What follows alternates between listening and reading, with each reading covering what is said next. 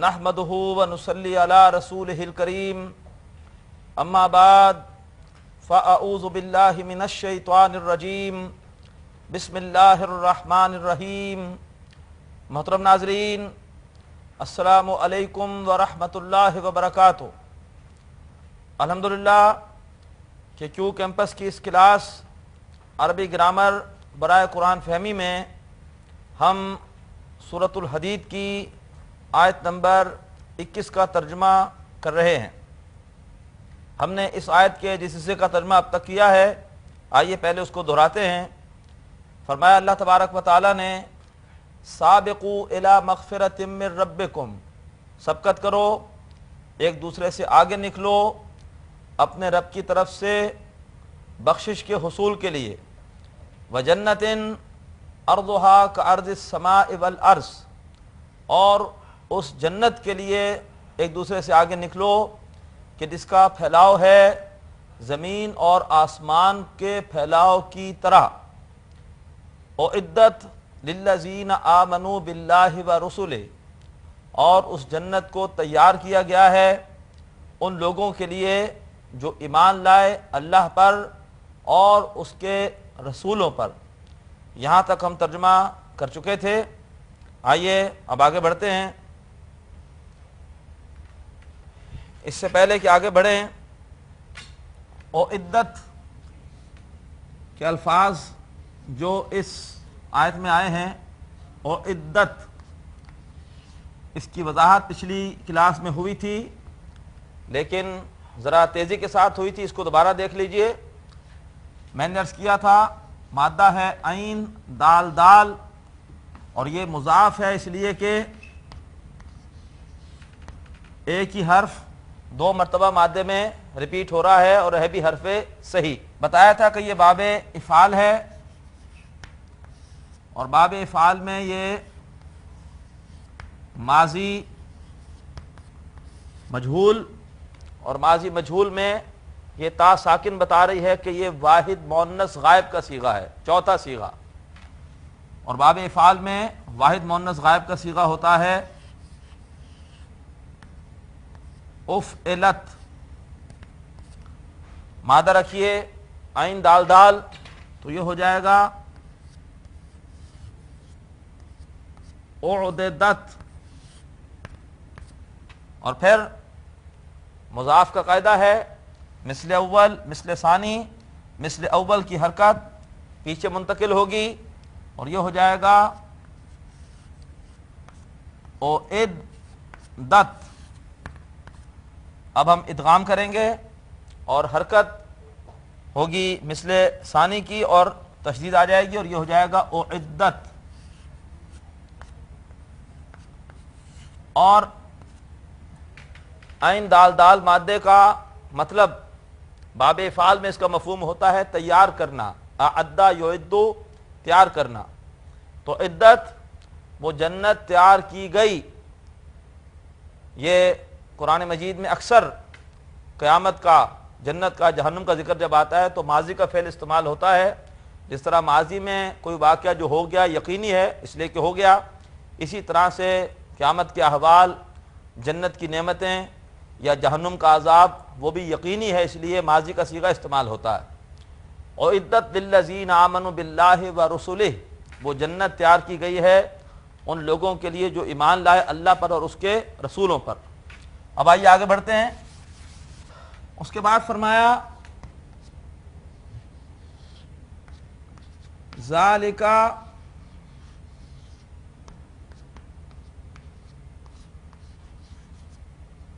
فضل اللہ، ذالک اس میں اشارہ ہے بعید کے لیے، اور یہاں یہ مبتدا ہے، فضل اللہ اس کی خبر ہے۔ فضل اللہ یہ مرکب اضافی ہے، فضل مضاف، اللہ مضاف الیہ۔ اللہ کا فضل، وہ اللہ کا فضل ہے، یعنی یہ جنت جس کو بھی مل جائے گی وہ اللہ تعالیٰ کی دین ہوگی، اللہ کا فضل ہوگا۔ ذالک فضل اللہ، وہ اللہ کا فضل ہے، یؤتیہ،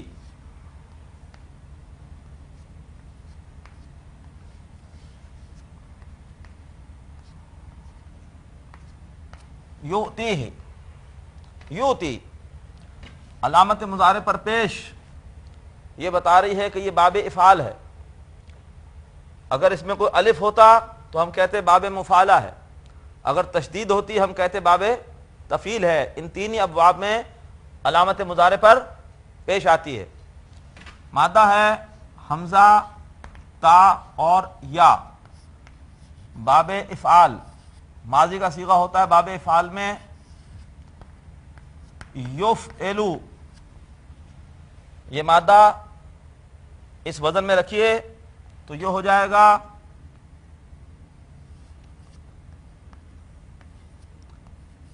یو تیو. واو پڑھا نہیں جائے گا، واو صرف حمزہ کی کرسی کے طور پر آیا ہے. اگر حمزہ سے پہلے زبر ہو تو حمزہ کی کرسی الف ہوتی ہے، اگر حمزہ سے پہلے زیر ہو تو اس کی کرسی یا بنتی ہے، اور اگر حمزہ سے پہلے پیش ہو تو اس کی کرسی واو بنتی ہے. تو یؤتیو. اور یہ بات ہم کئی مرتبہ پڑھ چکے کہ اگر یا مضموم، اگر یا پر ضمہ یا پیش ہو اور اس سے پہلے زیر ہو تو وہ یا ساکن ہو جاتی ہے، تو یہ ہو جائے گا یؤتی، یؤتی. تو یہاں پر یہی الفاظ ہیں یؤتی، اور ہی کی ضمیر فضل کی طرف ہے. آتا یؤتی باب افعال میں اس کا مطلب ہوتا ہے دینا. ذالک فضل اللہ، وہ اللہ کا فضل ہے. یؤتی ہی، یؤتی مضارع کا پہلا صیغہ وہ دیتا ہے، یعنی اللہ دیتا ہے، وہ دیتا ہے اسے. وہ اللہ کا فضل ہے، وہ دیتا ہے اس کو، یعنی اللہ دیتا ہے اپنے فضل کو. یؤتیہ من یشاء، من یشاء، یشاء، یشاء اس کا مادہ ہوتا ہے شین، یا اور حمزہ. اور یہ آتا ہے، اگر آپ غور کریں گے دیکھیں گے ڈکشنری میں، تو یہ آتا ہے باب فتح سے. اور علامت مضارع یا بتا رہی ہے کہ مضارع کا صیغہ ہے. یہ مضارع کا پہلا صیغہ یشاء. باب فتح میں مضارع کا پہلا صیغہ ہوتا ہے یفتح. تو یہ اصل میں بنے گا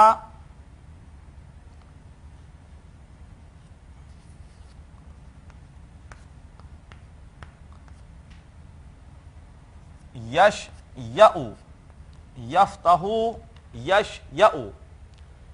اب یہ زبر یہ پیچھے منتقل ہوگی. اجوف میں اکثر آپ یہ دیکھیں گے کہ حرف علت کی حرکت پیچھے منتقل ہوتی ہے. یہ اجوف بھی ہے کیونکہ درمیان میں یا ہے، اور یہ محموز اللام بھی ہے، آخر میں حمزہ ہے. یش یعو حرکت پیچھے گئی تو یہ ہو جائے گا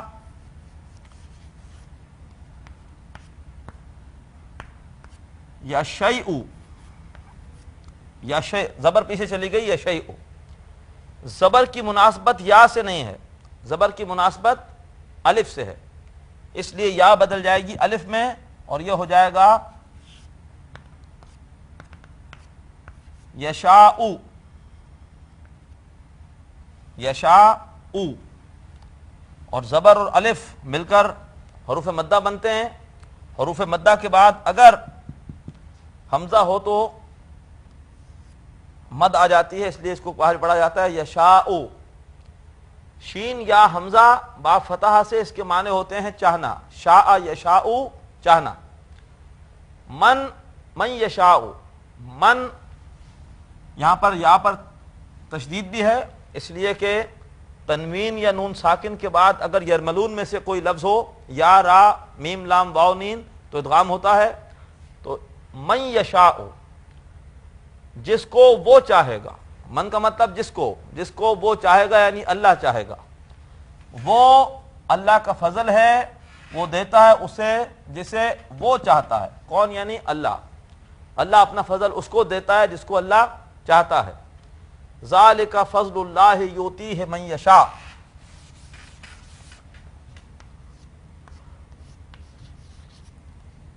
واللہ ذل فضل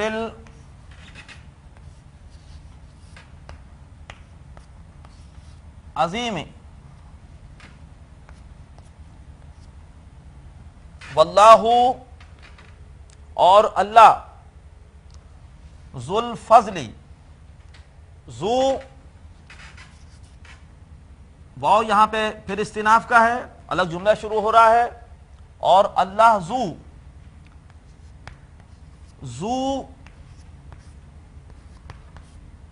ذا اور زی، یہ حالت رفع میں ذو استعمال ہوتا ہے، حالت نصب میں ذا، اور حالت جر میں زی، ذو ذا زی۔ یہ خاص انداز ہے جو کہ عربی میں کچھ اسما کا ہے، جبکہ وہ مضاف کے طور پہ آتے ہیں، تو وہ حالت رفع میں ذو ذا، نصب میں ذا اور جر میں زی، جیسے ابو، ابا،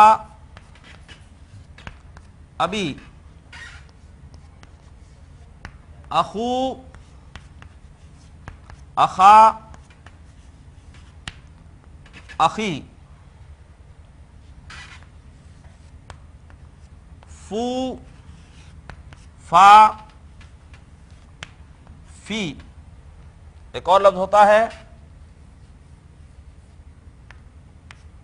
ہنو، ہنا، ہنی۔ ایک لفظ اور بھی ہوتا ہے، اس کو بھی دیکھ لیجئے،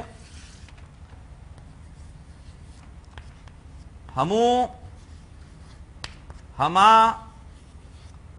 ہمی۔ یہ اسماء ستہ مکبرہ ہیں۔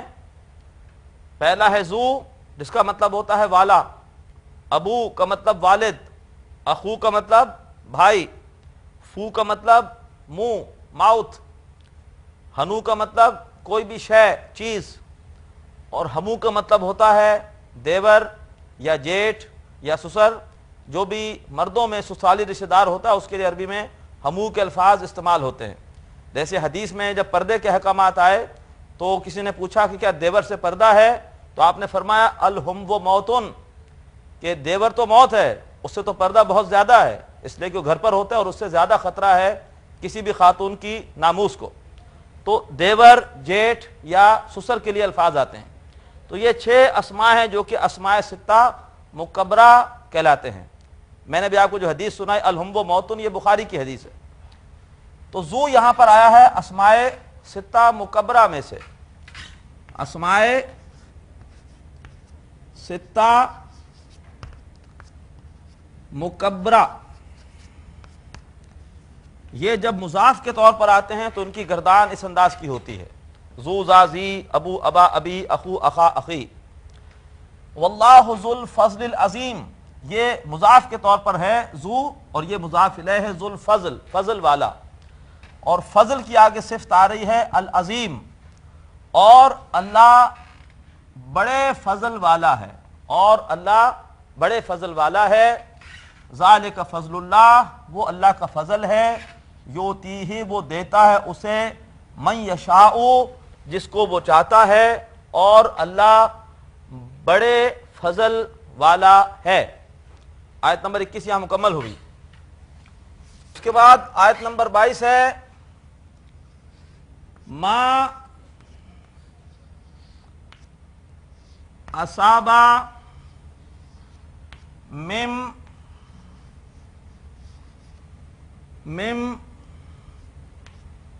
مصیبت، ما موصولہ ہے جو، اصابہ مادہ ہوتا ہے صاد، واو اور با، اور حمزہ پر زبر یہ بتا رہا ہے کہ یہ باب افعال ہے۔ باب افعال میں ماضی کا صیغہ افعلا کے وزن پر، باب افعال افعلا، اس وزن پر یہ بنے گا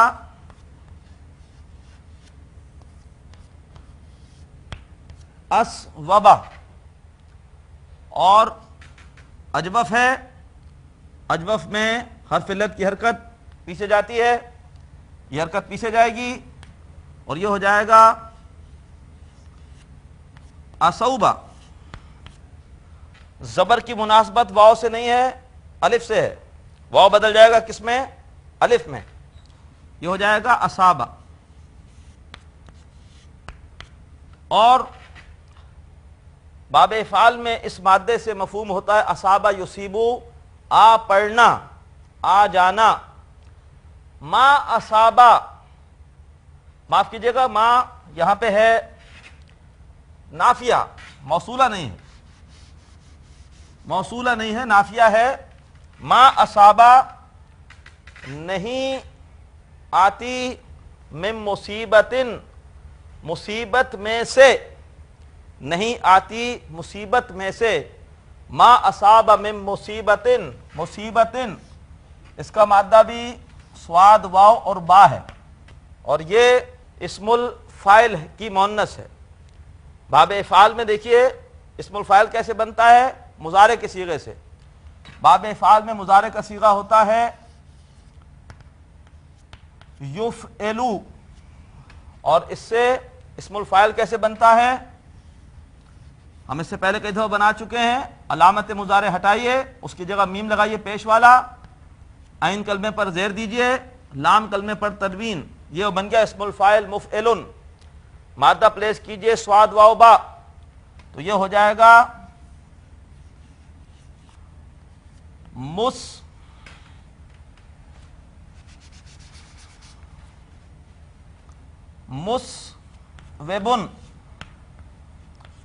اور زیر کو پیچھے لے جائیے، اجوف میں حرکت پیچھے منتقل ہوتی ہے، تو یہ ہو جائے گا مسوبن، اور زیر کی نسبت واو سے نہیں ہے، زیر کی نسبت یا سے ہے، تو یہ ہو جائے گا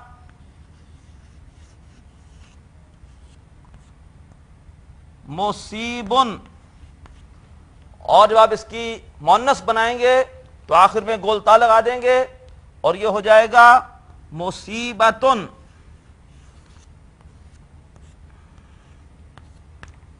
مصیبتن اسم الفاعل کی مؤنث آنے والی، مصیبتن کے اصل معنی کیا ہوتے ہیں؟ آنے والی، چاہے کوئی صورتحال اچھی ہو یا بری ہو، جو بھی ہم پر وارد ہو جائے، آ جائے، وہ اصل میں ہے مصیبتن۔ لیکن چونکہ ہم بری صورتحال سے بہت زیادہ تاثر لیتے ہیں تو عام طور پر اس کے مصیبت ان کے معنی ہوتے ہیں کسی بھی بری صورتحال کے لیے۔ قرآن پاک میں یہ لفظ بری صورتحال کے لیے بھی استعمال ہوا ہے، الذین اذا اصابتہم مصیبہ قالوا انا للہ و انا الیہ راجعون۔ ما اصاب من مصیبت، نہیں آتی کوئی بھی آنے والی میں سے، نہیں آتی کوئی بھی آنے والی میں سے، یعنی کوئی بھی حالات جو ہم پر وارد ہوتے ہیں اس کے بارے میں یہاں پر ذکر ہے۔ آیت طویل ہے، انشاءاللہ جب آیت کے باقی حصے کا ترجمہ کریں گے تو اس سے بات واضح ہوگی۔ محترم ناظرین، الحمدللہ کہ ہم نے آج سورۃ الحدید کی آیت نمبر 22 کے ترجمے کا آغاز کیا ہے۔ طویل آیت ہے، انشاءاللہ بقیہ حصے کا ترجمہ پہلے آپ خود کیجئے، اگلی کلاس میں ہم اس ترجمے کی تکمیل کریں گے، اس سے آپ کو اندازہ ہوگا کہ آپ نے ترجمہ کہاں تک ٹھیک کیا ہے۔ اللہ سے دعا ہے کہ اللہ تعالیٰ قرآن فہمی کے لیے ہماری اس کوشش کو قبول فرمائے اور روز قیامت قرآن حکیم کو ہم سب کے حق میں حجت اور گواہ بنائے۔ اجازت دیجیے، وآخر دعوانا ان الحمد للہ رب العالمین۔ ناظرین، ابھی آپ نے پروگرام عربی گرامر برائے قرآن فہمی کا لیکچر نمبر 52 ملاحظہ فرمایا۔ اب آپ کے سامنے اس لیکچر سے متعلق سوالات پیش کیے جا رہے ہیں۔ ان سوالات کے صحیح جواب دینے والے ناظرین کو کیو ٹی وی کی جانب سے کورس کے اختتام پر سرٹیفکیٹس دیے جائیں گے۔ سوالات یہ ہیں۔ پہلا سوال ہے، یؤتی باب ڈیش کا فعل مضارع ہے، اے مفاعلہ، بی تفعیل، سی افعال۔ دوسرا سوال، یشاء کا مادہ ہے ڈیش، اے شین یا حمزہ، بی یا شین حمزہ، سین شین حمزہ یا۔ تیسرا سوال، اصابہ باب افعال میں ماضی کا ڈیش کا صیغہ ہے، اے جمع مذکر غائب، بی واحد مذکر غائب، سی واحد مذکر حاضر۔ چوتھا سوال، مصیبتن باب افعال سے ڈیش ہے، اے اسم الفاعل، بی اسم المفعول، سی اسم الفعل۔ محترم ناظرین، سوالات ایک بار پھر سماعت فرمائیے۔ پہلا سوال ہے، یؤتی باب ڈیش کا فعل مضارع ہے، اے مفاعلہ، بی تفعیل، سی افعال۔ دوسرا سوال، یشاء کا مادہ ہے ڈیش، اے شین یا حمزہ، بی یا شین حمزہ، سین شین حمزہ یا۔ تیسرا سوال، اصابہ باب افعال میں ماضی کا ڈیش کا صیغہ ہے، اے جمع مذکر غائب، بی واحد مذکر غائب، سی واحد مذکر حاضر۔ چوتھا سوال، مصیبتن باب افعال سے ڈیش ہے، اے اسم الفاعل، بی اسم المفعول، سی اسم الفعل۔